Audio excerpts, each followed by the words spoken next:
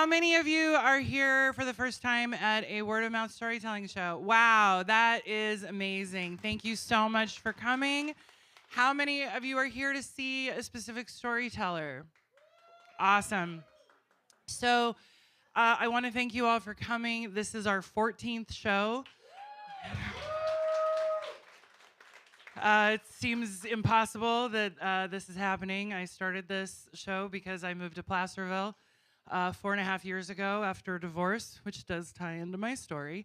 And I didn't have any community besides my amazing parents, and as amazing as they are, they're still my parents, and I wanted a little bit more community. So I won't mention her name because she doesn't like me to give her any props anymore, but there is a woman in the audience tonight who was the main inspiration for this show, and so if you know her, just give her a little round of applause. But when I started the show, it was a selfish thing. I needed a stage and a microphone because it's my favorite place in the world to be. And I wanted community. And the way that this community has shown up all the way from Davis to Pollock Pines has just been so touching and so moving. And so I thank every single one of you for being here tonight. It's literally a dream come true for me. I'm going to get a little emotional, so thank you very much. I really appreciate it.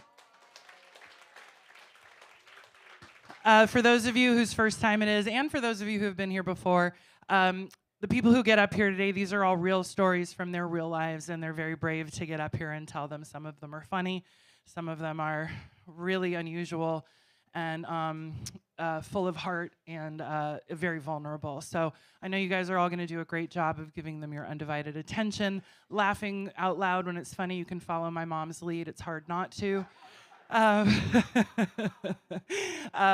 Cry, just give them all of your love and support because this is a really beautiful thing that they're doing to entertain you, really, at the end of the day. We're all human, we're all fragile. We've all been through lots of different things, and coming together as a community is a really wonderful way to try and heal those broken pieces of ourselves. So again, I really appreciate you guys all being here. Tonight's theme is When the World Stopped, Stories from the Days of COVID. And this theme was actually suggested to me by one of our most loyal participants, Wild Bill over there. Give it up for Wild Bill Dans, who ironically is not telling a story tonight. He didn't even put his name in the bucket, so we don't get a Wild Bill story, but I'm sure we'll get one another time. Speaking of the bucket, a number of you have already put your name in. If you would like the chance to get up here and tell a 5-minute story around the theme of COVID, feel free to put your name in the bucket. I'm going to pull a name before intermission and after, and hopefully those folks will get on up here and share some interesting stories with us. Tonight is also very special because it's an all-female lineup, which is really cool. I'm very happy about that. Yeah, give it up for the ladies. Very, very cool. We've got a few first-timers. We've got some people who have never told a story on stage before. We've got some people who've only told, this is their second time telling a story on stage, and we've got some really seasoned performers in the mix. So it's a really, it's a special night. I'm gonna start us off. COVID ruined my life, sort of. I was living in Oakland at the time, and my ex-husband and I, who was my husband at the time, he had fallen down a bit of a conspiracy rabbit hole after losing his job and having a seizure that I think impaired his brain. And he had all this time on his hands, and so he fell down all of these conspiracy rabbit holes, mostly like along the QAnon, not that quite that extreme, but sort of New World Order type of stuff. And my whole sort of reason for being in life is connection, community, and to be honest, I'm a bit of a hedonist. So I really, finding joy and gratitude in every little thing is sort of how I operate as best I can on a good day. And he sort of lost the ability to do that. Everything became part of this larger conspiracy. And so our marriage was already in a bit of a tough spot. And then COVID happened. We were actually in Hawaii when it all started to really get bad, and we thought maybe we were gonna get stuck on the island.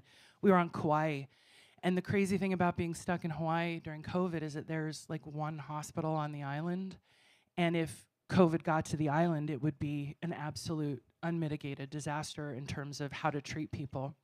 So we were pretty nervous about that, although in the back of our white privileged minds, we were like, well, we could get some extra time on Kauai, so that'd be pretty cool.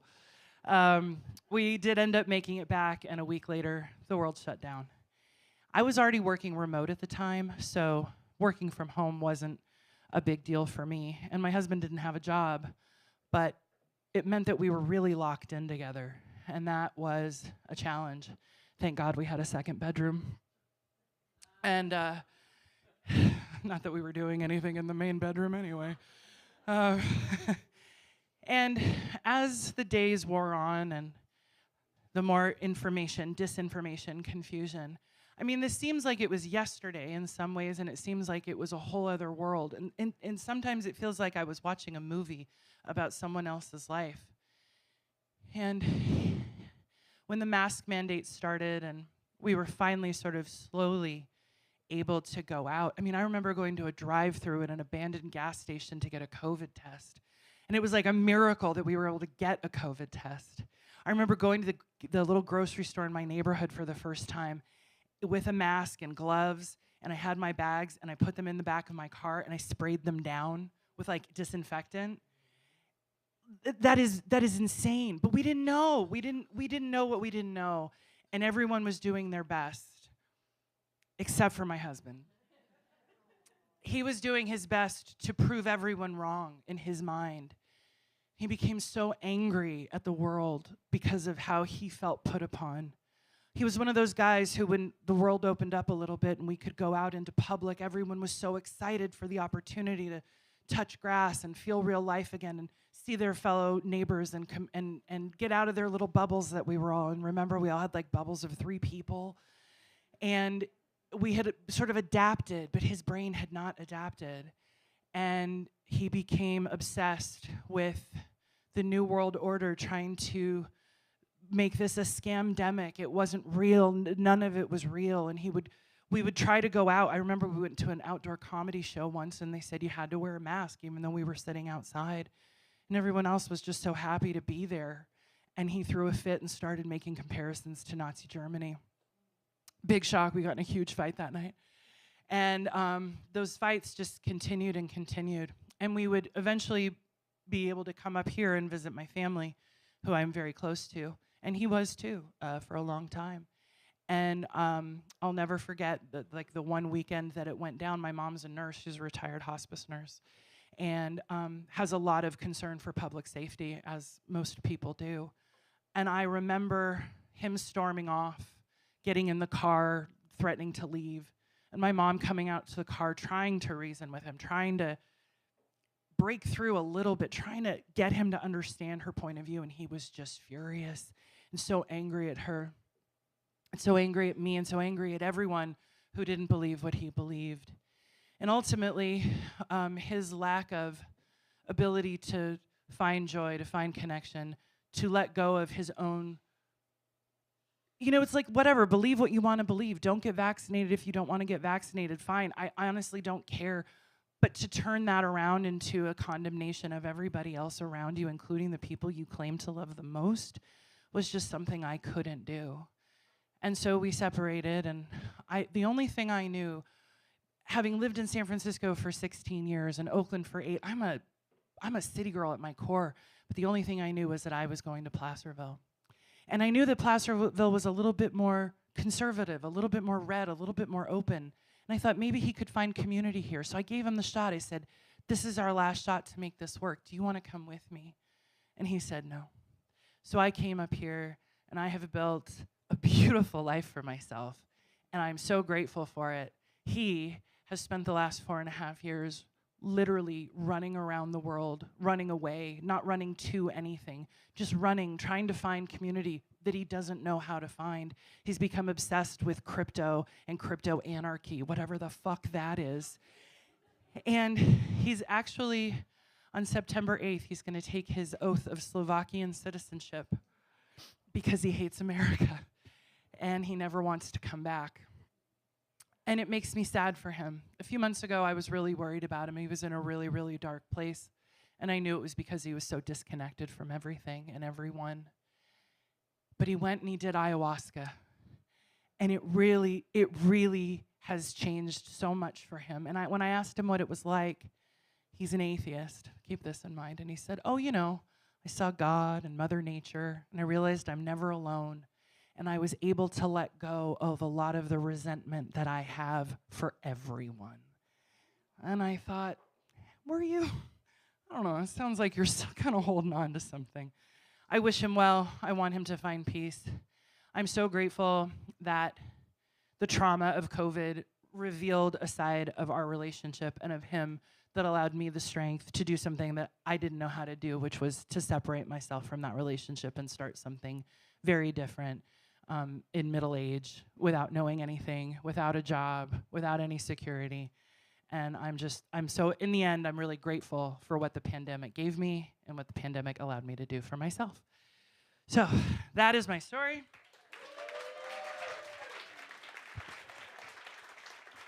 It is very hot up here, so I apologize for the profuse amount of sweat that you are seeing pour off my body. Some of you may like that, I don't know. You can tell me about that later. I am single. Okay, so like I said, we have an incredible lineup tonight. What we're gonna do is we're gonna have two storytellers come up and tell a story. I'm gonna pick a name. That person will come up and tell a shorter story. We're gonna have a little intermission so you guys can go get more drinks, take a potty break, whatever you need to do, gather yourself, and then we'll come back. I'll pull another name and we'll have three more amazing storytellers. Sound good? Yeah. Amazing. All right, so our first brave storyteller, who's gonna kick this off, she's a first-time storyteller to this stage. She is a newer storyteller in general. And I think if you know me or my family, you know how interesting this particular factoid is. But she used to be a carny. And for me, that's like the coolest thing you can be in life. So please give it up for Kathleen.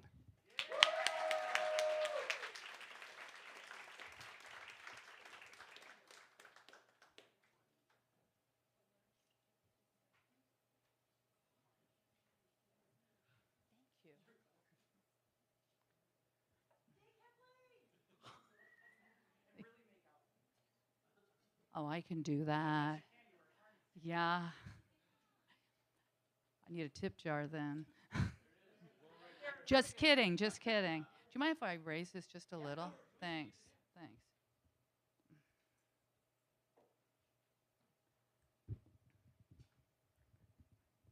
When the college announced that it was closing all the buildings due to COVID, I attended the live streamed Q&A session at the campus theater.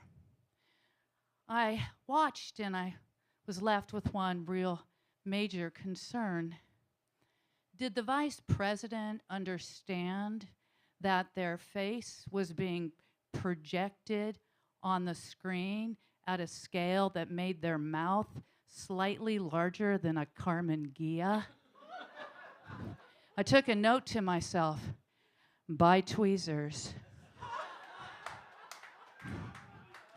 So I went home and I spent the next few months, like many people, hunched over a computer.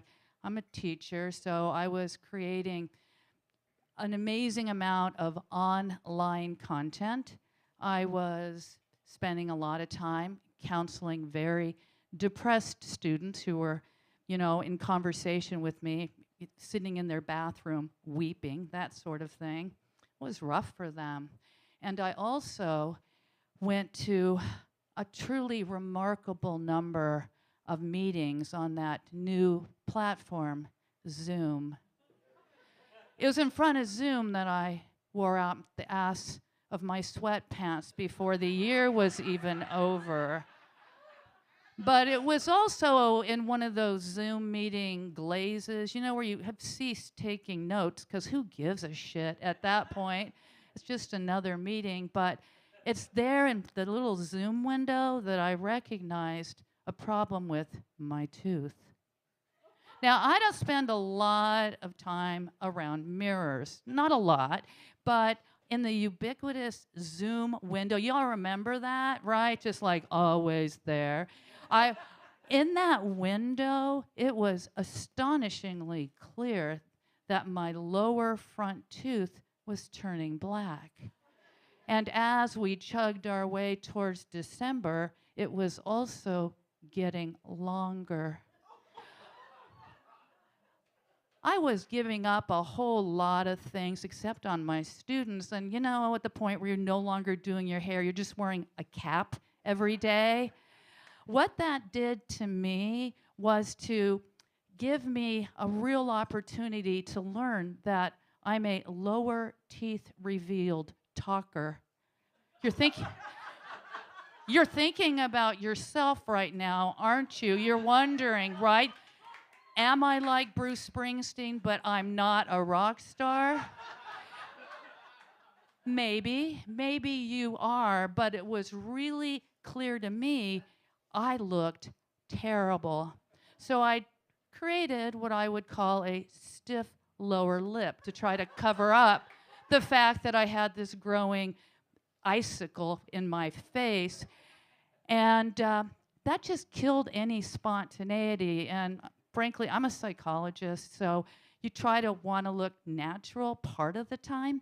So, you know, I just kind of gave up. I couldn't find a tooth bleach that worked. So I got on my dentist's very long waiting list. And a few eons later, I get called in and I get to go for a full mouth scan. And the dentist very sadly tells me, you have a dead tooth. And it looks like it's due to trauma. And there's not enough bone to do an implant. And I like this thing called a wing bridge, so we only affect, you know, the backs of the teeth and just have one floating in between.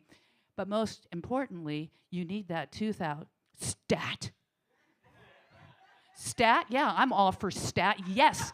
An hour later, I am sitting in my car and I pull down my numbed lower lip and the black tooth is still there. Oh my God, they pulled the wrong fucking tooth. I hightailed it back up. I did all the cleaning thing and so forth. I hightailed myself to the dentist and I said, my tooth is gone, the wrong one. They show me that on the x-rays that my long black tooth was just a red herring and the one next to it was the dead one. The dentist just sort of nodded and I'm thinking, wing bridge my ass. You're not clicking anything to the back of my long black tooth. I want a full-on 3-tooth bridge. And he's like, I don't feel good about, you know, sanding down a perfectly healthy tooth regardless of the color. And I said, I am demanding that. And his assistant said, he'll do it for you, but I'm going to recommend you go and get a custom enamel match, you know, at the lab for the bridge. Our guy there, he is an artist with bridges. Well, lab, I like the sound of that. So, a couple days later, I drive to a real faceless 1960s office building, and I walk in, and it's a very small paneled room with only one chair in the waiting room, and it's a dental chair, pale yellow, just for your visual there. So what else to do? I sat in the chair and I waited. Eventually, the door flung open from the inner office, and there stood the artist. Oh, yeah. He was a tall, willowy glass of water. He was maybe 50. He wore high-waisted polyester pants, flared, with a pair of very trim boots. His shirt has just unbuttoned for just a few, just so I could see his gold chain and cross. But what was truly spectacular was his hair. It was a COVID uncut, wavery, auburn, fluffy thing that just swung back and forth over his shoulder while he looked at me.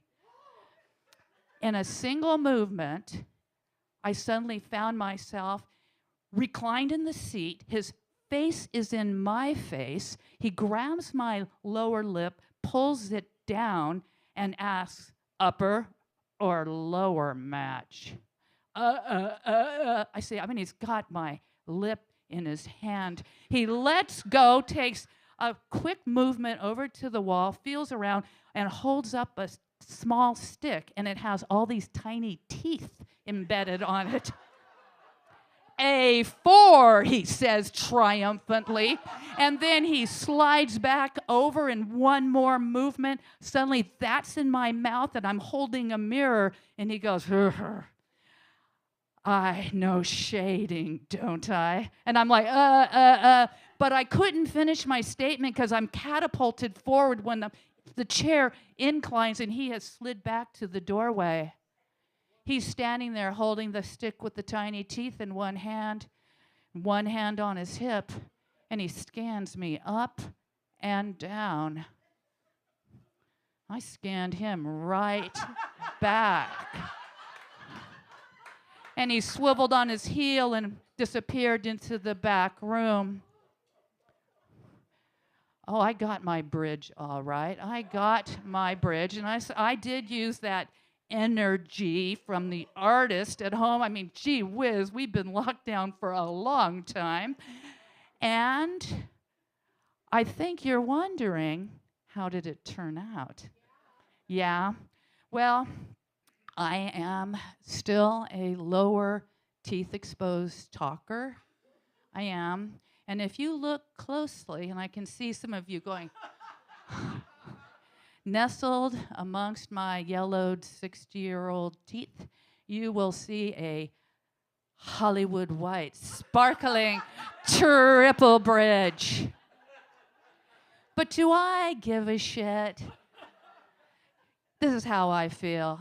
Anyone who is still watching Zoom on a big screen, they deserve all the detail they get. Thank you.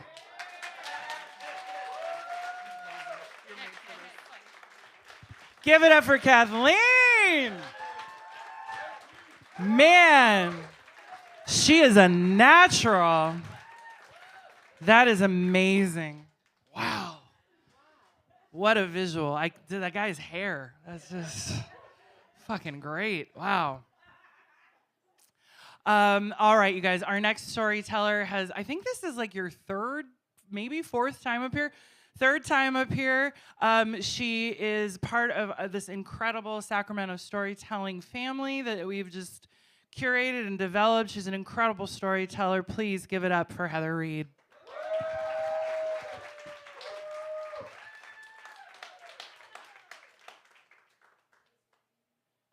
Well, thank you, Amber. And that was quite a story. I've been recalling my own dental days. So here I am. I'm standing in my middle room, looking forlornly at this little black box that contains my mom's ashes. And it's been there for years. And you could judge me. I do. But I have my reasons. You know, my mom passed away peacefully in her sleep at 92, holding this Paddington bear. Yeah, I know, it makes me smile even now. And I had been at this conference, and I'm walking down the convention hall, and this guy basically thrusts this bear at me. I'm not a big stuffed animal person, and I shrank back, and he said, you need to have this. So I took it, and I thought about throwing it away, but I took it home, and I gave it to my mom, and she loved it. And so I think that silly little bear ended up exactly where it needed to be. Now, my mom's last few years were not peaceful. I mean, urinary infections, pneumonia, explosive diarrhea. You don't want to know any more about that. And my sister and I went so often to the ER that we kind of felt like we should have had a punch card, you know, to get the 10th one free, or at least get better seating. And that was not my mom. My mom was such a hoot. I mean, she could make friends literally everywhere. She once talked a tour bus driver into dropping her off right at my house instead of at the station where everyone else had to go. And another time, she taking back this large desk that my brother had made on the airplane. It's not even packaged. And my dad, exactly, and then my dad starts arguing, as he always did. And my mom just walked over, put her hand on the shoulder of the young man and said, "See this desk? My son made this." And before you knew it, it was all wrapped up, packaged, no charge. I mean, it's like, that was my mom, you know? So, but anyway, like I said, the last few years, it was kind of a relief when she did die, because it had not been so great for her. But she made us promise that her ashes would be buried next to my dad's in the military cemetery in New Jersey, near where my brother lived. So I promised, and then right after she died, my brother-in-law got diagnosed with ALS. Yeah, Lou Gehrig's disease, and it was pretty awful. And, you know, initially we had planned to go back east and have a memorial for my mom with all her remaining relatives and with my brother. But all that, you know, got delayed. And a year passed, and then another. And then it was fall. And then it was winter and spring. And then COVID hit. Yeah. And you all remember COVID, I'm sure, because that's the theme tonight. But I remember like standing 6 feet apart, walking outside and buying hand sanitizer by the gallon, watching the news every day, trying to figure out what's the truth between what was really being said. And, you know, stocking up on toilet paper, of which I still have some. So it was a pretty crazy time, and I just didn't, you know, I didn't know what to do. And my brother called, and he said, "Just mail them to me. I'll take care of everything at the cemetery." So that sounded very simple, except it wasn't.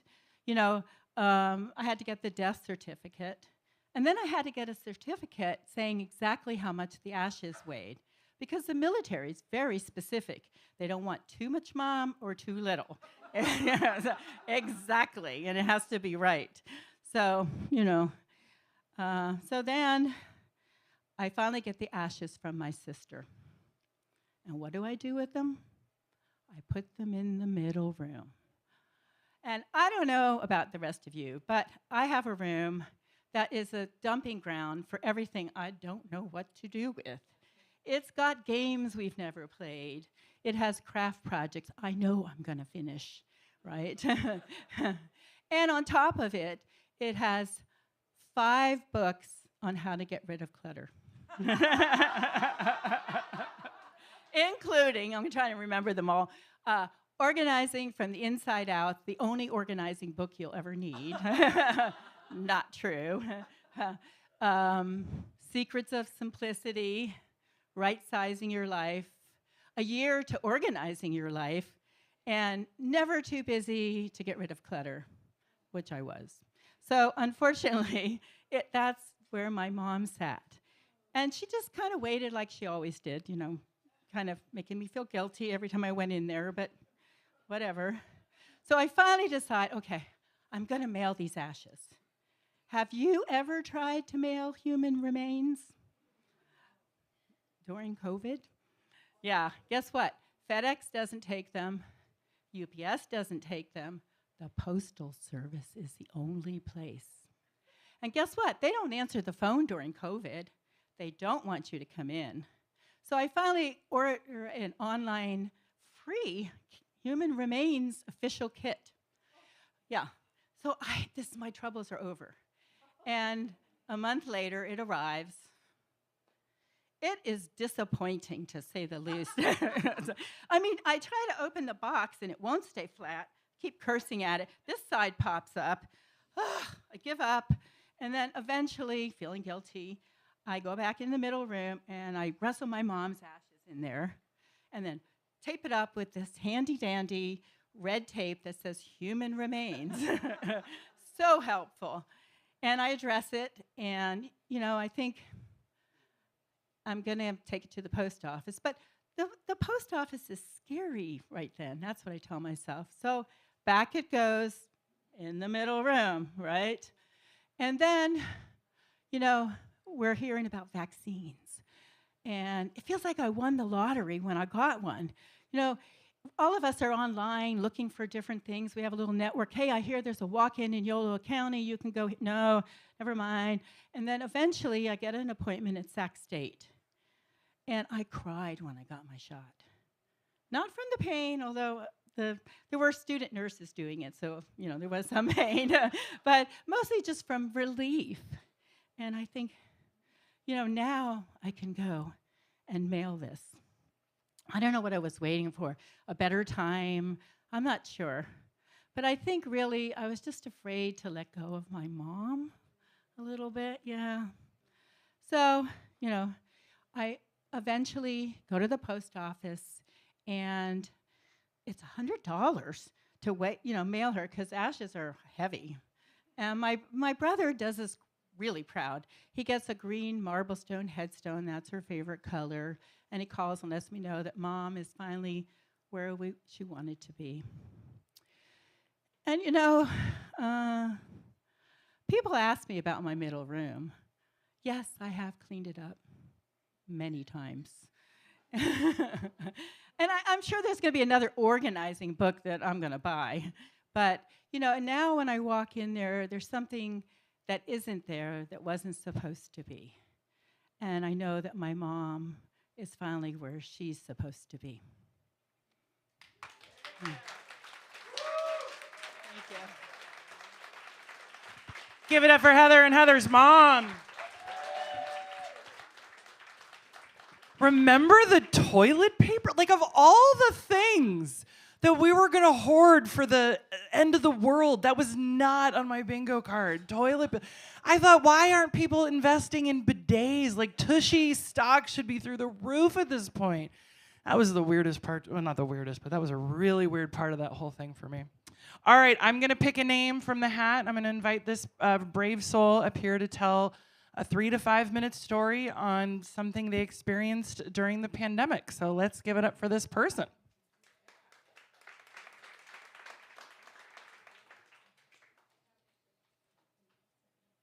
This is actually very special. Dallas. Give it up for Dallas.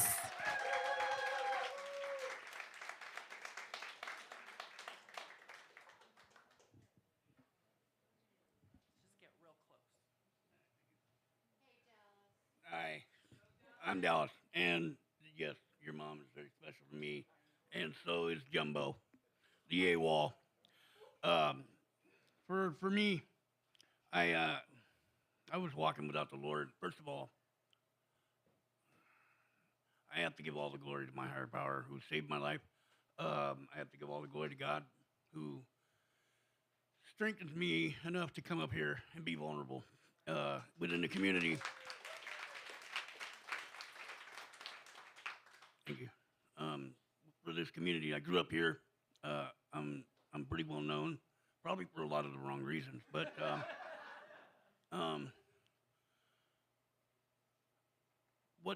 what the COVID meant for me is just it represented the living COVID that I lived for 15 years. I was isolated in this town. I did the normal thing. I went to school around here, graduated from El Dorado High School, started working, grew up here, and just went to college out down in Sacramento. Came back and ran into somebody that didn't do anything with themselves. I went to a party and started tail spinning. And I thought I enjoyed that tailspin because I was dancing with the devil. And so it wasn't until I ran into the people in this community, and there's a few of them here that believed in me that I could turn it around. Because I had been in the COVID for about 20 years, my own self-imposed COVID. And I don't know how it is that I'm standing here alive, because I sure did my best to destroy myself, and I definitely gave myself a 6-foot gap, more like a 6,000-foot gap from anybody that was around me, even my own fiance wife that I'm not even talking to right now because there's a restraining order. So My heart is I have a gap that I have to use to fill with, and that's my Lord and Savior Jesus Christ. For 2 years now, I've been sober and productive. Um, and the only thing I could say is it's all glory to God. That for me, I had to turn it over to Him, otherwise I'd be dead. So I wouldn't. Thank you. Give it up for Dallas. Thank you for getting up here and sharing part of your story with us, brother. It means a lot to us. All right, you guys, we're going to take like 10 minutes, 15 minutes. Give it up for Justin behind the bar, Layla at the front door, and Rebecca behind the sound system. Whoa, Rebecca's at the door now, too. Tip well, be good to our people, be a little patient. Justin's back there with Layla, and they're going to serve you all. So go get drinks. Have a good time. We'll be back in 10.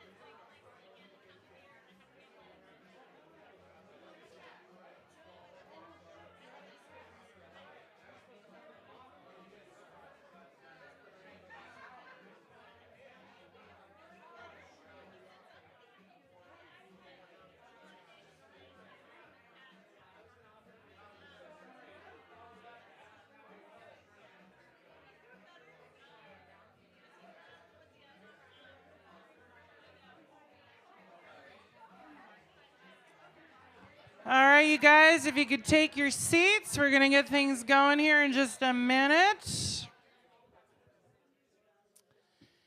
This is one of my favorite things about this show is that at intermission, people get up and talk to each other, make friends with strangers. That's what it's all about. You guys, give it up for our first set of storytellers.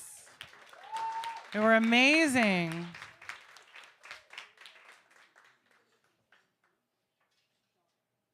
Someone just pointed out to me, thank you for doing so, and reminded me that the green room, well, it used to be a Mexican restaurant, but the green room as we know it now was actually established in 2020. So it's sort of miraculous that we're all still here in this incredible space. I am so grateful to be able to do the show here. The staff here are amazing and have just been so welcoming and supportive of us. So let's give it up for the green room, you guys. All right, so we're going to kick it off with a brave soul who doesn't know that they're going to get up here, but might be hoping that they are. They're going to have 3 to 5 minutes to share a story on the theme, and we are going to give it up for Linda. Get up here, Linda.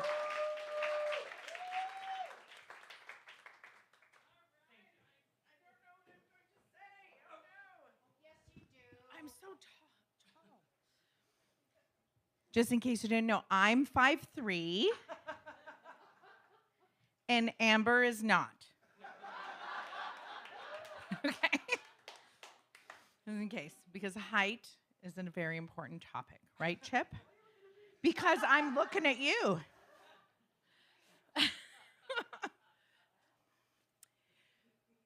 So, a pandemic or a crisis is different for someone like me, okay? Because when you grow up in war, and then you come to like so much calm, you just know that the calm doesn't last, right? So I wasn't really super surprised that yet another, like something else. It was something else, because that's the norm, and the calm is just some breaks that you get in life, right? And that's kind of I don't have the vocabulary right now. The norm. I remember one of the things that I realized was I actually felt calmer during COVID, and I didn't realize that every time that I dropped my son off at school, I wondered whether I'd pick him back up and if there would be a school shooting. And there was this inner anxiety that was there, and I'm getting goosebumps, that really eased for me because I didn't have to take him to school. And I didn't realize that this is an anxiety that I kind of carried every day until I didn't need to carry it. So it was amazing. I mean, that was just amazing because I had a kindergartner at the time, right? And I was able to make sure that I get to see him every day and not think, oh, am I going to get a phone call today? Another one of the things that happened for me during COVID was it was really redeeming, okay? I came to the U.S. 22 years ago, and for a long time, I've been talking about how lonely I am, how isolated I feel. And I have been met with, you need to assimilate, you have to just try harder. And then I received so many apologies during COVID. It was amazing, It was so incredibly validating for me because I have just felt so disconnected and isolated and lonely, and all of the advice, including from very professional therapy that I paid $250 an hour for, to tell me that there was something wrong with me because I was lonely. I just didn't know how to be with myself enough, right? So, how important is culturally informed care, right?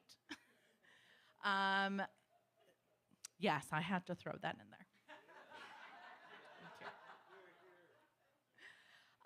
So many redeeming things, and I was able to get closer to a girlfriend of mine that I realized I was avoiding. So she was in this really, not anymore, thank goodness, very abusive, controlling relationship, and she lives 3,000 miles away from me. And every time she would call, her husband would be in the background. So I would not take her calls, right? Because I'd stopped taking her calls. We've been friends since high school. I'm pushing 50. You do the math. And so I'd stopped taking her calls. And one day, she just calls me. And again, he's in the background.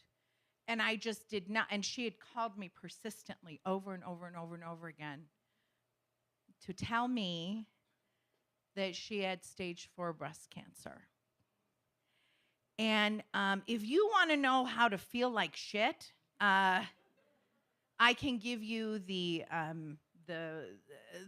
instructions, because oh my gosh, I had been avoiding her for a couple of months, and then we started talking again. So in so many ways, there was a lot of validation that came through these enlightening times. For some, it was dark, and for me, I had a very different experience because it was really, really enlightening. And that's it. Thank you.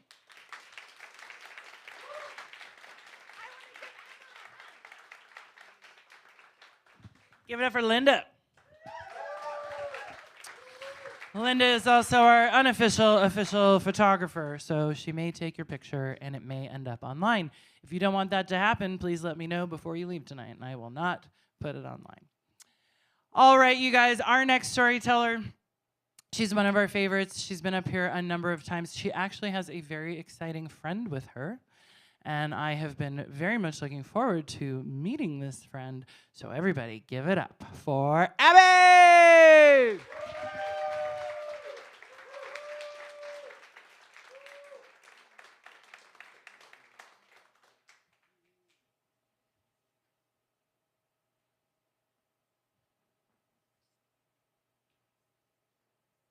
There's no ventriloquism tonight, so. Sorry. I have elbows.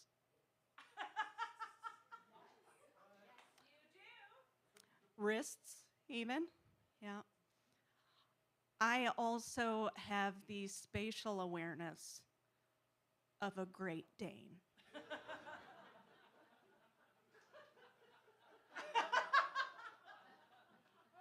So I should not have been riding a hoverboard on a hardwood floor in the middle of the pandemic.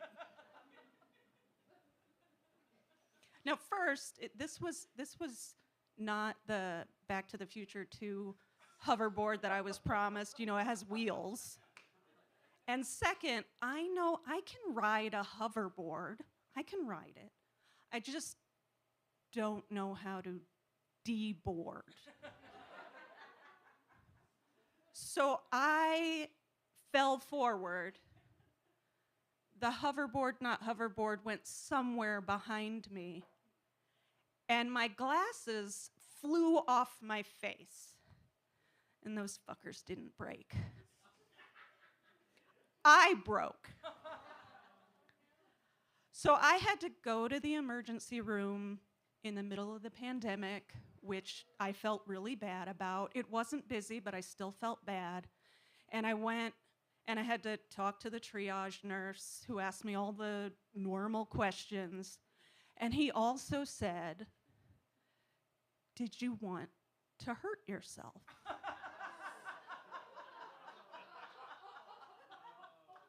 Now, he meant it in a more deeply psychological way. And the answer is no. I didn't want to hurt myself. Now, just between us, no, I did not want to hurt myself. I want to be alive. I just don't do the being alive thing all that enthusiastically. So every single exclamation point I've ever used is a lie. And that's because, well, I have depression. It's okay to laugh at that. I do. And it was manageable then, and it's manageable now. I consider it sort of like a low-grade fever. It's always around. You just have to watch for the spikes. So and yay, medication. So I went to get x-rayed, and it turns out that I broke my wrist in 2 places because I'm an overachiever. And they threw this cast on me and told me to go home, well, my cat's house, alone to ride out the pandemic. So I did, and I was working from home, so that was fine. And the pandemic was, as we're hearing, both a terrifying and weird time. Like, people were dying and celebrities were singing at us. And some people picked up hobbies, other people picked up toilet papers, we found out. Some people learned about a bidet like they didn't know what it was. For me, the algorithms told me, you know what would make you feel better as you sit home alone doing your boring job? You need a pillow in the likeness of your cat. I said, yes, the hell I do.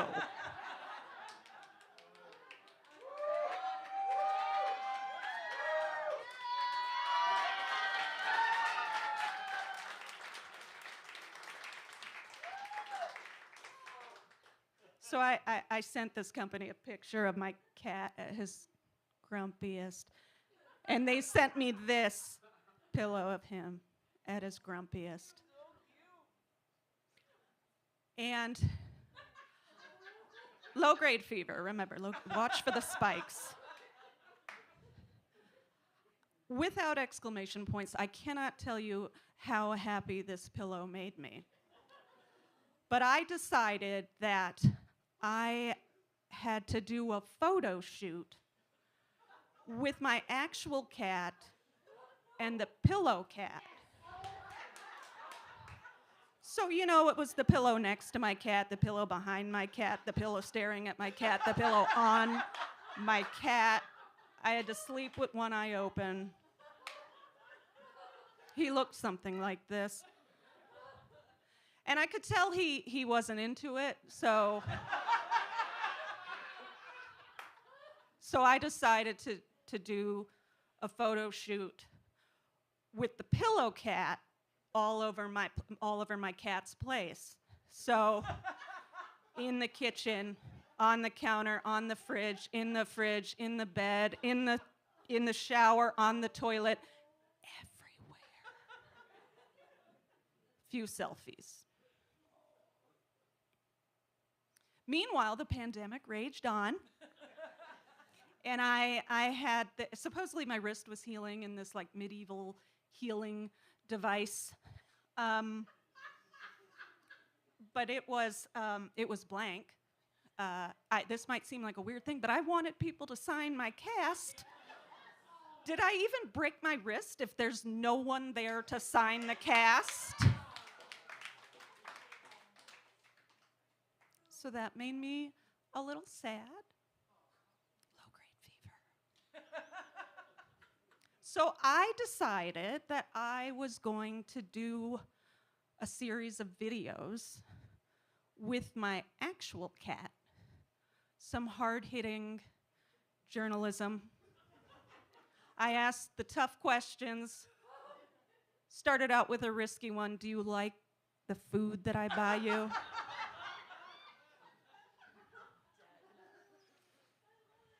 How long do you think this pandemic's gonna last? Am I having an existential crisis? Do you think anyone will learn how to use fucking Zoom? Not a single answer. Might as well have been talking to this guy. It was finally time to get my blank cast off the cast. And I went back to the hospital. I started making jokes with the guy who was gonna cut it off, but like not too many because he had a saw.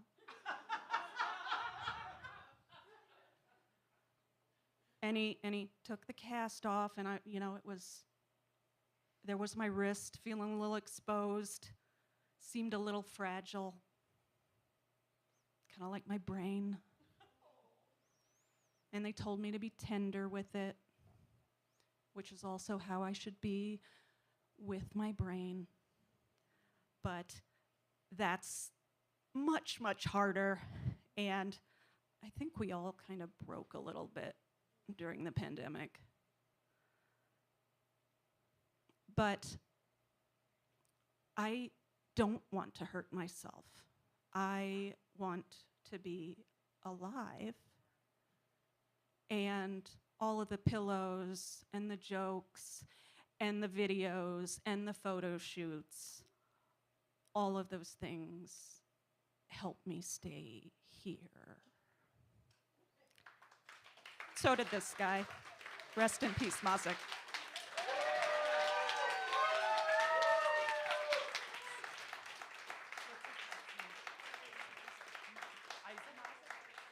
Give it up for Abby and Mazik, the cat.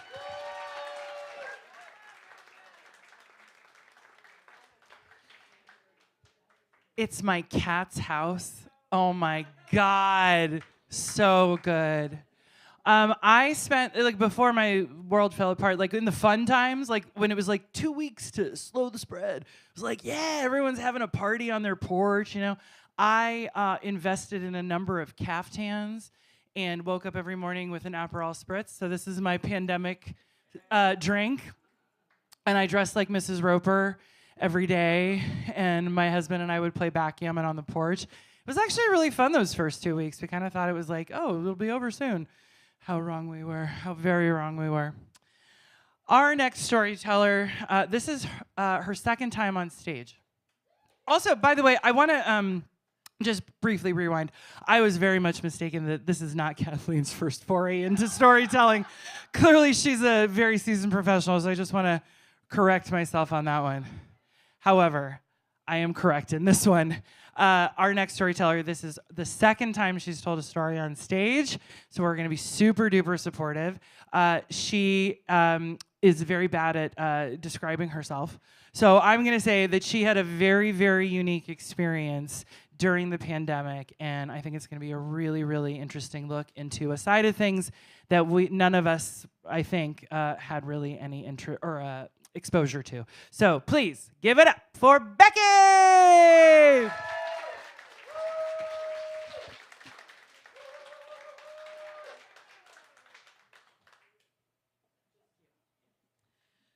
Hello. So I was sitting at home by myself, minding my own business, when my phone rang. I picked it up, I looked at it, I didn't recognize the phone number. I didn't even recognize the area code, but for some reason I answered it anyway.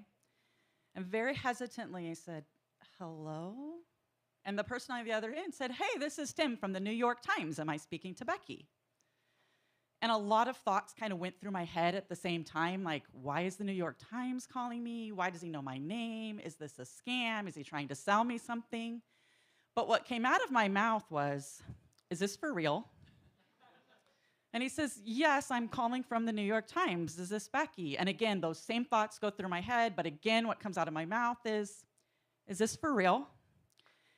And right as I said, is this for real, for the second time, my subconscious mind finally caught up with my conscious mind. And I remembered that the week before, I had filled out a prompt online from the New York Times social media. They had asked for healthcare workers in the pandemic to write in and tell them what it was like being a healthcare worker in the pandemic.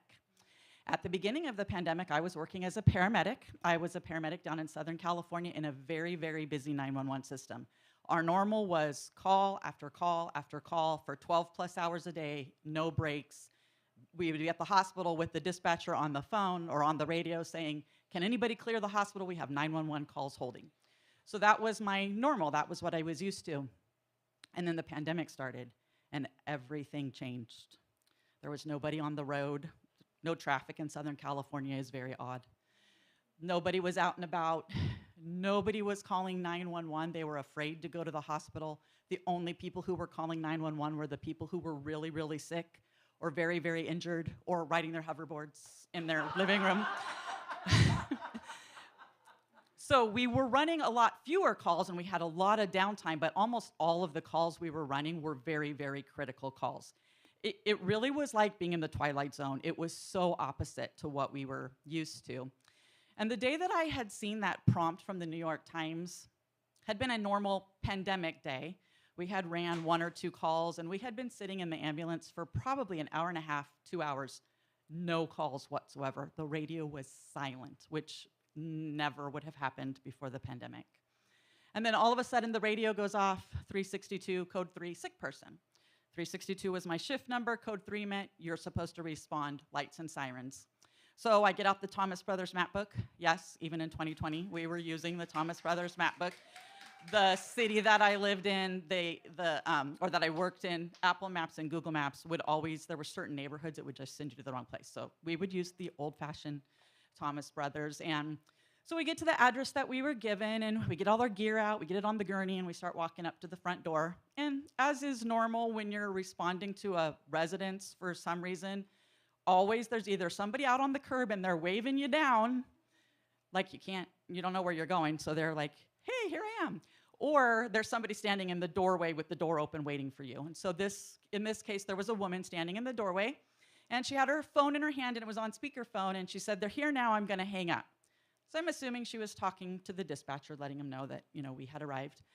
And she says, it's my dad, he's really sick. He's not feeling well, come in. So we go into the house, we go into the living room, and sitting on the couch is her father. He is 89 years old, and he looks like crap. He is pale, he is sweaty, he's not really breathing super well. He looks very, very sick. So I kneel down, I start doing my paramedic things, asking him questions, asking him his medical history, asking him, his symptoms, how long he's been sick, what was different today, start an IV, give him some oxygen, do all of those things. He's super hot to the touch. I take his temperature, it's 103.9. Yeah, that's not good. And the whole time I'm doing my paramedic stuff, his daughter is standing right behind me, right behind my right shoulder. And she still has her phone in her hand, and it's still on speakerphone. And she makes the first phone call, and she says to whoever she's talking to, hey, Pop-Pop's not feeling well. He's really sick. He's going to go to the hospital. The ambulance is here right now to take him. Tell Pop-Pop you love him. So the person on the other end of the phone says, I love you, Pop-Pop, and then tries to start asking her some clarifying questions. And she says, I'll call you back later. I need to call so-and-so. She wants to call the next person in the family. So she calls the next person in the family. Same thing again. Pop-Pop's not feeling well. He's really sick. He's going to the hospital. The ambulance is here to take him. And again, I love you, Pop-Pop. Sometimes there were multiple people on the other end of the phone. We love you, Pop-Pop. So over and over and over again, I love you, Pop-Pop. We love you, Pop-Pop. We get Pop-Pop up on the gurney. We get him out to the, walking out to the ambulance. And even as we're walking out to the ambulance, She is following alongside my gurney, still with her phone out on speakerphone, stretched out so he can hear, and still, I love you, Pop Pop. We're praying for you, Pop Pop. We love you, Pop Pop. We get to the back of the ambulance, and she's on the phone with the last family member she wanted to call. I had double-checked with her to make sure there wasn't anybody else she wanted to call. And we get him in the ambulance. We shut the doors. As we're shutting the doors, she says, I love you, Dad. And I vividly remember thinking when she called the first person in the house, and I hear them saying, I love you, Pop Pop, because I know they're saying what they believe is their final goodbyes. This is the beginning of the pandemic. Absolutely nobody was allowed in the hospitals except for the patient. So they don't know if they're ever going to see him again. They don't ever know if they're going to talk to him again.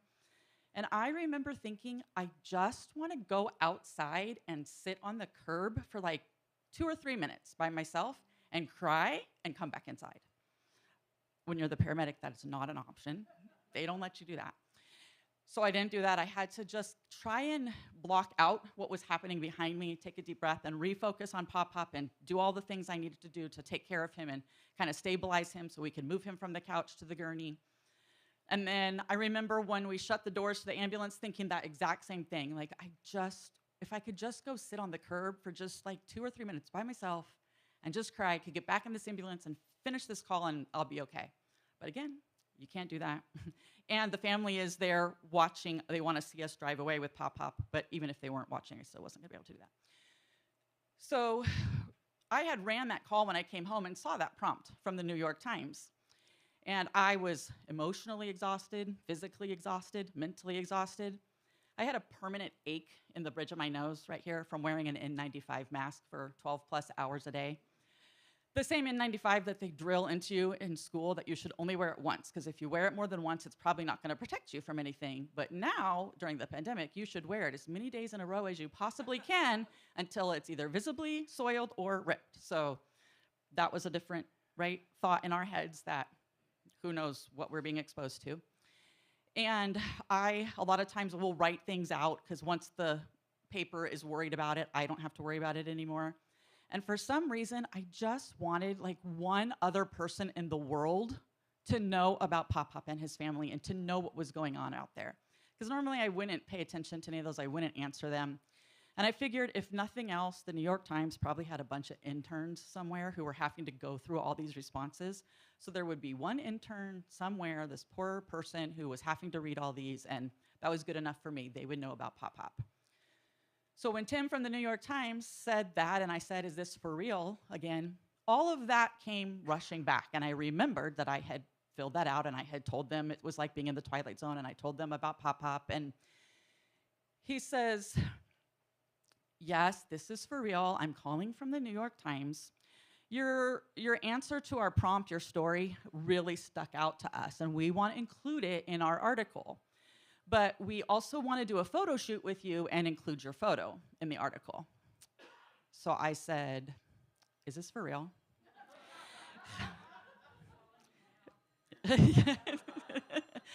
To which he kind of chuckled now and said, yes, this is really for real. I am calling from the New York Times. I will send you an email with all of the details. You will then be able to look that up online. You can verify that this is a legitimate New York Times email address. And he says, if you agree to the photo shoot, then the photographer will get a hold of you and, arrange the date and time and place. I absolutely hate having my photo taken. I don't know what possessed me to agree to a photo shoot with the New York Times to have my picture in a national publication. For some reason, I did agree to that. So April 30th of 2020, I met with a photographer from the New York Times at an abandoned golf course near where I was living at the time. Yeah, because we could socially distance there. People would go let their dogs run around and stuff there, but it was a huge place, so we could kind of stay away from each other. And they asked me to wear my uniform for the photo, and they wanted any personal protective equipment that I used. Like, they wanted me to have my PPE on, is what we call it. But they didn't want my uniform covered, so they didn't want me to wear a gown or anything like that. So they determined that I should just have my N95 mask that I had by this time been wearing for like 3 weeks straight, and some gloves. So we do the photo shoot. They end up using a photo that I have my mask just in my hand and I have my gloves on. And a couple of days after the photo shoot, the article comes out. And there's multiple snippets from doctors, nurses, respiratory therapists, all kinds of healthcare workers. A few of them have photos attached. Mine had my photo attached.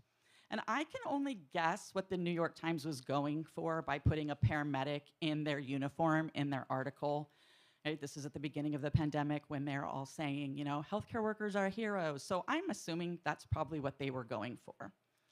And every once in a while, I still come across that photo of me that was in the New York Times. And whenever I see it, I don't see a hero. I don't see a paramedic. I don't even see me.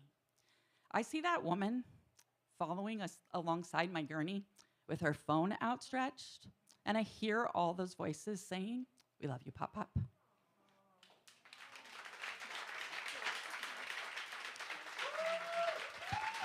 Give it up for Becky and Pop Pop.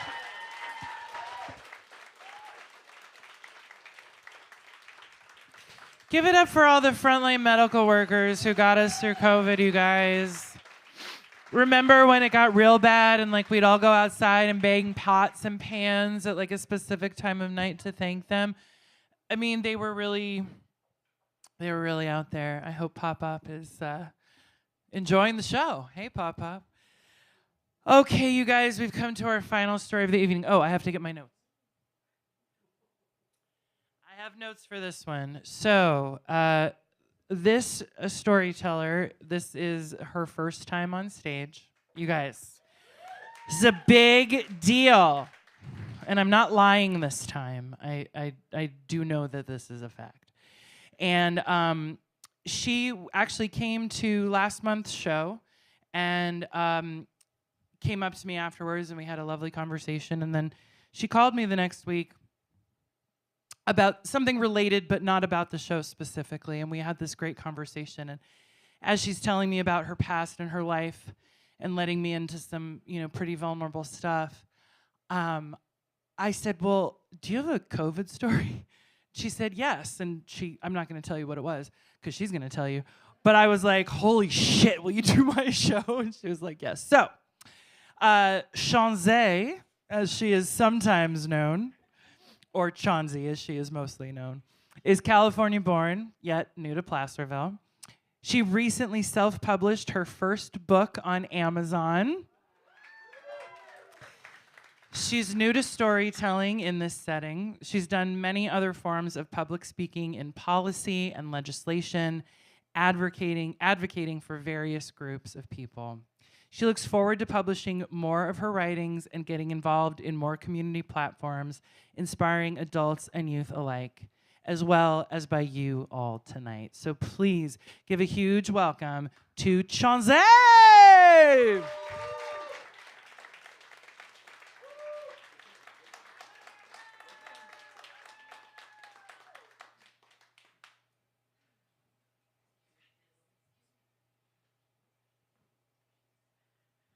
Hi. So all of a sudden my manic is like going crazy right now. Speaking about depression, I deal with manic depression, and I'm really excited when I'm like super manic because I'm like hitting all aces when I'm super manic. And then when I drop, I'm like, I'm not accomplishing anything. So like for the 3 days leading up to this, I was in a drop and I was like, God, this really isn't gonna work. I don't have any energy when I'm not manic. I don't know if I'm gonna be interesting or not.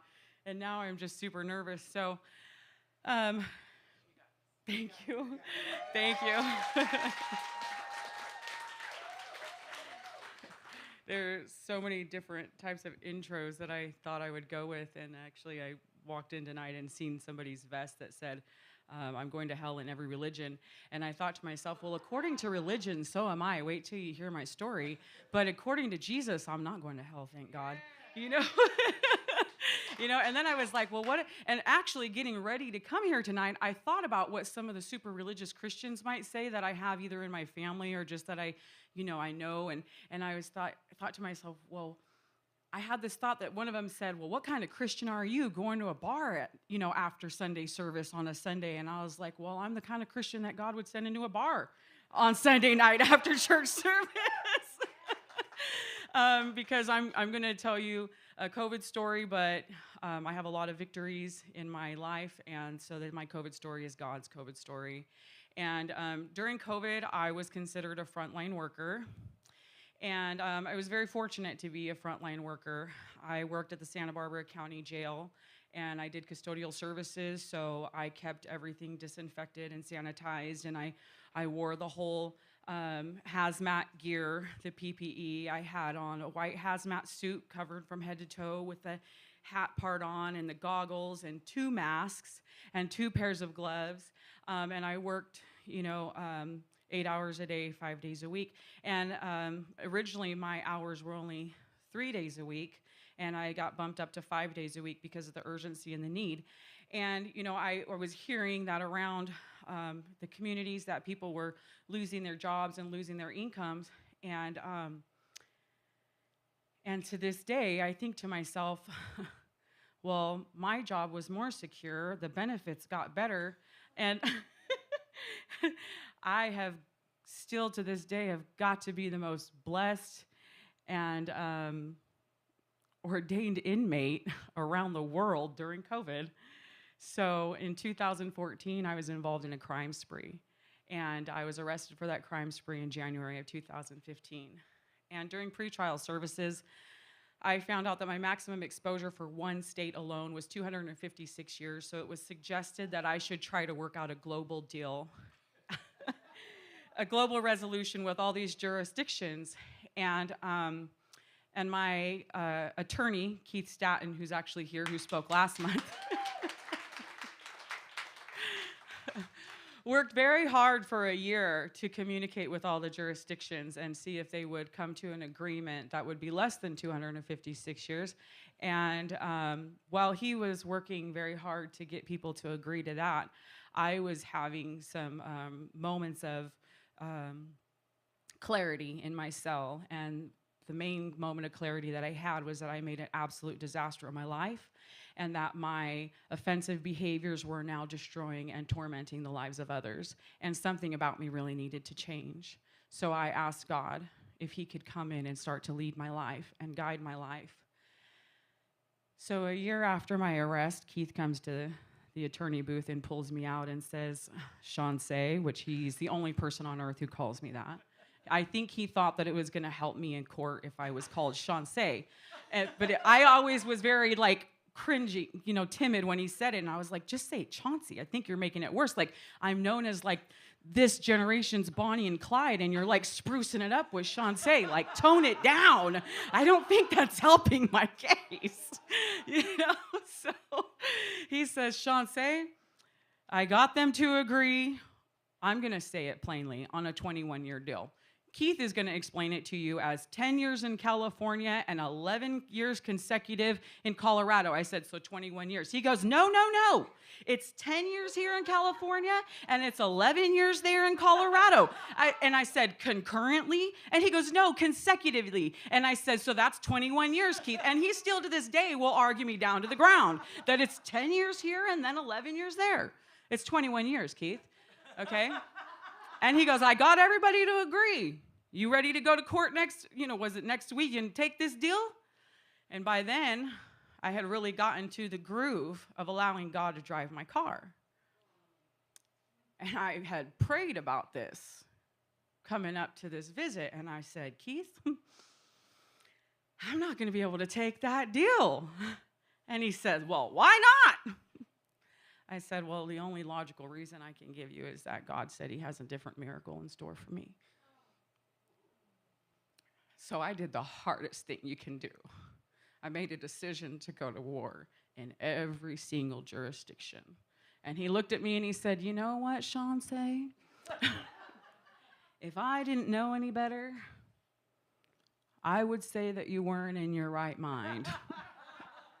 And I would go about whatever steps I needed to in order to try to make you take this deal, mental health routes, And he said, but I know that you're in your right mind, so let's go to war, baby.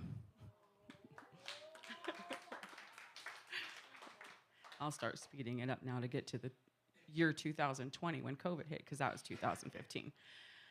So we went to trial there in Sacramento, and I lost my trial. And I thought to myself, well, that's okay. It was all about obedience. It wasn't about wins or loses. I kept telling Keith, it's not about wins or loses, Keith. I just got to learn how to follow God, and that's what it's all about for me. And I was like, well, surely God will give me some mercy when I go to sentencing. You know, maybe that's where he's going to show up. So I go to sentencing 8 weeks later, and the judge says, I was prepared today to give you the midterm. She goes, but after hearing what you've presented to me today, she goes, I feel like I would not be doing justice to my community if I did not sentence you to the maximal possible sentence for the charges that you have been found guilty of. Wow.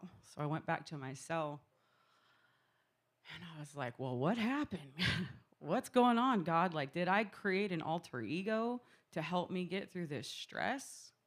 I need you to like talk to me. Did I really hear from you? Are you really guiding me? Or did I make it all up?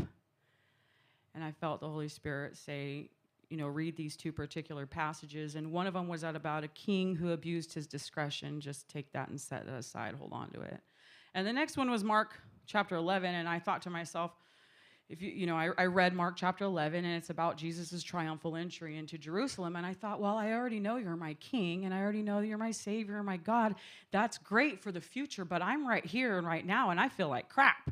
That's not really encouraging me in this moment. And he goes, yeah, just calm down, okay? Because he's not offended by our truth, when we be honest with him.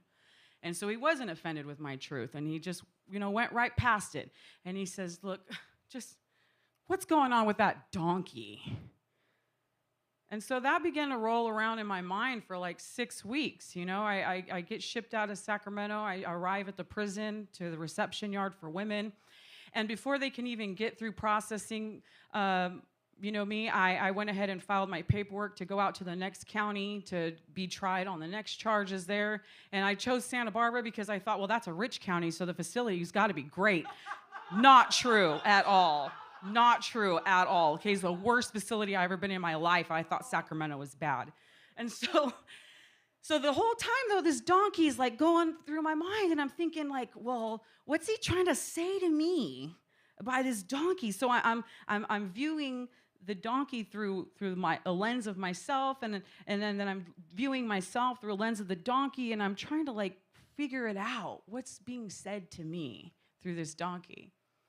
So I arrived in Santa Barbara in October 31st of 2017, and by November 17th, I had finally come to an understanding and a comprehension of what God was telling me about this donkey. I was one with this donkey, and this donkey was me, and everything was riding on this new identity of being the donkey, and understanding how that correlated with my purpose of losing trial in the first county, and having to go to every single county after that, one by one, that he was going to use me in every county to be a witness and a light, and he did.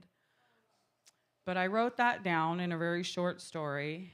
It took me about 15 minutes to write it, and I began to share that story because it was very exciting and very inspiring. And it got to the point when other new women would come into the tank, that women who had already heard it, if they had a moment of truth with somebody in the day room, they'd be like, wait till you hear this story, so they would all have me share this story. And it became very popular there in Santa Barbara County Jail amongst us inmates. And I began to think like, well, what if I turn this into like an illustration book? And I started thinking about the quality of this illustration book, and I reached out to publishers and asked for some material from some of their illustrators, and all of it was just really like watery, and I was like, no, this is a story about Jesus. Like, this has got to be like super rich detail, And so I learned to wait and not be so hyper eager, which is how I had been my whole life, which is why I really got into a lot of the messes, is that instant gratification. And so I learned how to have long suffering and just be patient and let something grow in a natural, slow process. And I'm very grateful for that. This is going to be part of my COVID story, I promise, when I get there. And so I just went on. I held on to that story, onto that nugget, shared it when it was appropriate, encouraged people with it, and just held on to the vision.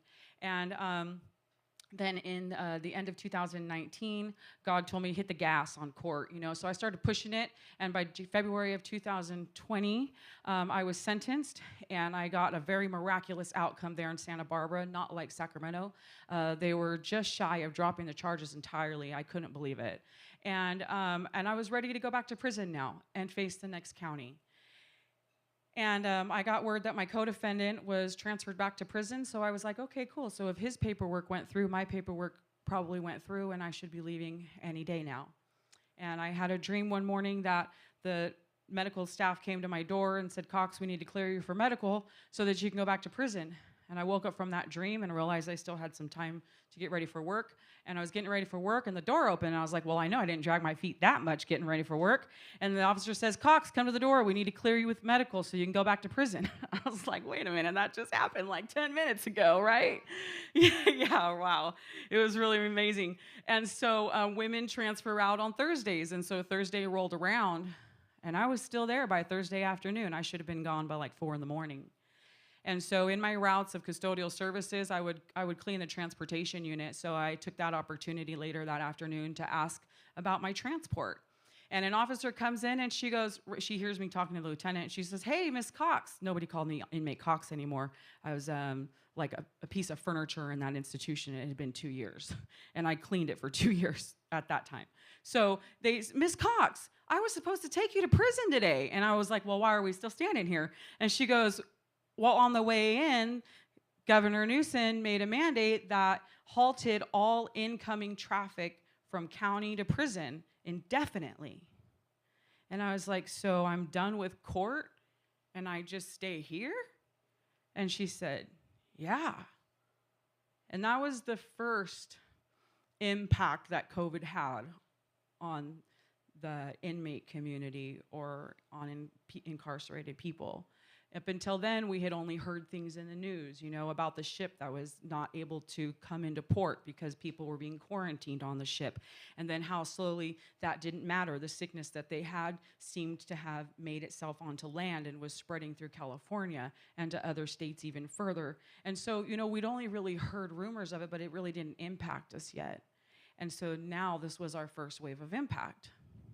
But then the second wave of impact was that they also made an urgent mass release mandate so that they could adhere to the social distancing regulations even for incarcerated people. So people who never thought that they would ever get out were getting out because they fit the criteria. People that were committing crazy crimes were not getting arrested. They were getting ticketed with a promise to appear. And I thought, well, I went on a crime spree in the wrong era. If I would have went on my crime spree right now, I would have just got a ticket. You know, these people were getting pulled over for robbery and not coming to jail. I was there for robbery, you know, and I was like, wow. They had a promise to appear on a video court, so they didn't even have to promise to appear in person. I felt a little offended by all this. How come you can't just let me out and I'll finish my court process through the internet? But it didn't work. You know, I began to clean, like I said, 5 days a week, 8 hours a day. And I actually got a lot of appreciation. The sheriff himself, Sheriff Brown, sent me 2 cards to tell me thank you and how much they appreciated my service. I created the policy and procedure for the supervision job of what I did. I trained 5 officers in my job. I trained every coworker that I had in my job. So it was a really great opportunity and learning experience for me as far as building skills and actually knowing what I was capable of. So a funny story is that, and I will get back to the book illustrations, is that one particular day I got stopped by the lieutenant from transportation, and he said, Miss Cox, can I speak to you? I said, yeah. And he goes, when you would get in trouble, what would your mother do? And I was like, well, this is an innocent enough question. She would make me go find a switch, and she would switch the heck out of me. Why? And he goes, do I need to spank you? Now, I've been incarcerated for a long time, and I'm still young and in my youth, and I got physical feelings, and I was like, taken back by this because I thought it was an innocent question in the beginning, and now I'm looking at it and I'm like, I know he retires in a year and a half. Is he trying to get kinky with me? And I think to myself, and in the middle of me trying to figure out where he's going with this, he goes, have you been a bad girl? And I said, okay, there's got to be some way I can smooth this out. I said, yeah, I've been a bad girl. Look where I'm at. But I'm not a bad girl now. I don't do bad things around here. I help make the place better, right? And he goes, did you apply for COVID money? And I said, yeah, I just put in an application last Tuesday. They came around and passed him out. And he goes, no, did you apply for unemployment COVID money? And I was like, well, I didn't know you can do that as an inmate worker. Can I do that? And he goes, no, Miss Cox, for working on the streets, did you apply for unemployment? And I said, well, I've never worked on the streets. Is that something they're allowing you to do now? Could I apply anyways? And he goes, I'm not being funny, Miss Cox. Did you apply? And I said, no. And so his face, went from a look of interrogation to a look of concern. And he goes, Miss Cox, I think somebody stole your identity. And they have collected over $30,000 of unemployment from COVID relief in your name. Yeah, right? And I thought, dumbasses, you stole the wrong identity.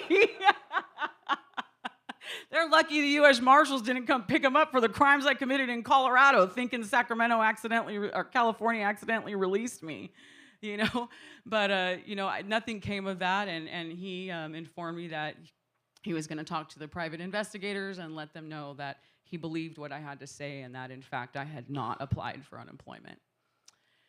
So in April of 2021, I'm cleaning a lieutenant's office. It's still the middle of COVID, and kind of the restrictions are at an all-time high. And there's canvases just piling up in the room. And I thought that maybe there was a local artist that was going out of business, and he was just trying to be nice and help them save their business and buy all these canvases. And when we go into these private offices, we're not supposed to look around.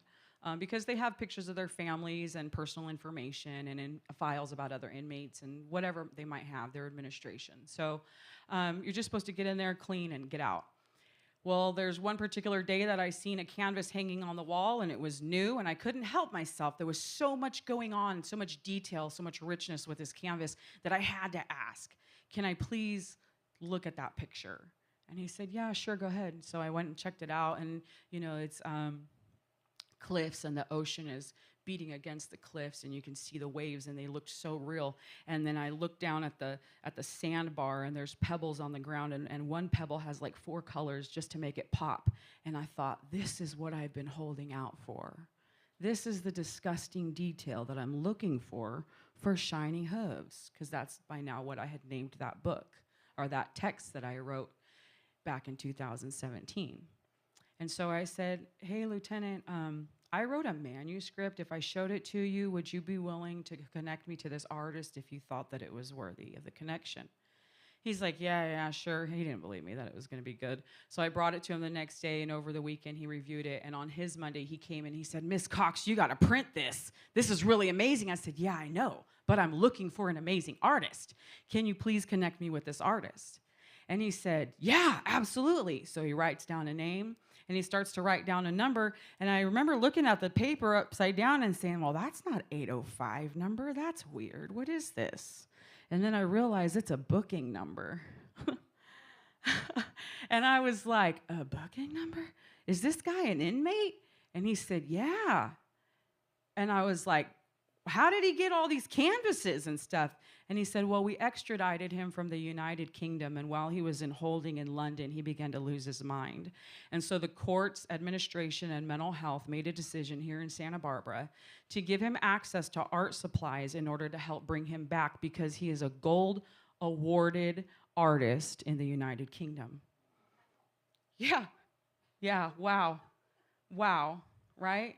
So in my long suffering, when the world stood still because of COVID, my transfer was denied, which was a local interstate transfer. And his transfer from an entirely different country was granted during COVID. And God brought us together so that we can work on a book project that gives him glory and inspires people in everyday life just to be a light standing right where you are. So that's my COVID story. I hope that you're inspired and that God shows himself to you how he has to me in many ways.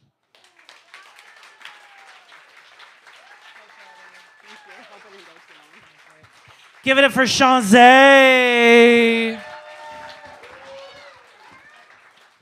So special. I'm so honored that you chose to make your stage debut here on our little stage. You guys, thank you so much for being here tonight, for giving your respect and admiration and enthusiasm to all of our performers. Give it up one more time for everybody who shared their story tonight. Thank you again to everyone at the Green Room. Thank you to our artist in residence, Mr. Chip Powell, who brought Becky and Kathleen to the stage tonight. Thank you again, everybody. Every month, it's a different show. Next month, we're going to be doing something around going back to school, something about school stories. Haven't really figured it out entirely yet. But if you or someone you know has a story that you would like to share on any topic or anything, yes, Mother. Oh, my mom has a story for next month. Great. For those of you who were at our music show, you might remember her 18 to 22-minute story about almost meeting Elvis. She went a little over, but it was worth it. Anyway, thank you again so much for coming. Keep coming back. I really appreciate you all. Thank you again. See you next month. Oh, yeah, and if everyone who told a story could come up on stage for a group photo that someone besides Linda will take because Linda was in the show. Thank you so much.